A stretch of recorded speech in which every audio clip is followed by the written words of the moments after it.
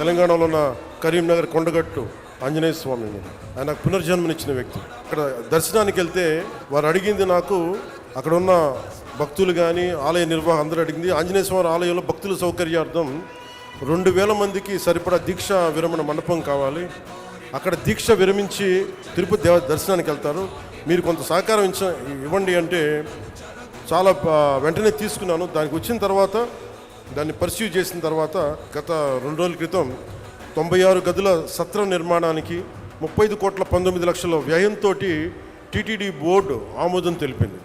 దీనికి గౌరవ ముఖ్యమంత్రి శ్రీ నారా చంద్రబాబు నాయుడు గారికి, TTD chairman Shri BR Naidu గారికి, పాలక మండలి సభ్యులకి, అధికారులకి, అలాగే TTD executive officer Shri Anil Kumar Singhal గారికి, అడిషనల్ ఈవో శ్రీ వెంకయ్య చౌదరి గారికి, joint executive officer Shri Veerabrahmam గారికి, అలాగే ఈ ప్రాసెస్లో ఉన్న నిలబడ్డ టీటీడీ బోర్డు సభ్యులందరికీ, ప్రతి ఒక్కరికి, పాలనా మండలందరికీ పేరు పేరున నా మనస్ఫూర్తిగా నా హృదయపూర్వక ధన్యవాదాలు తెలియజేసుకున్నాను.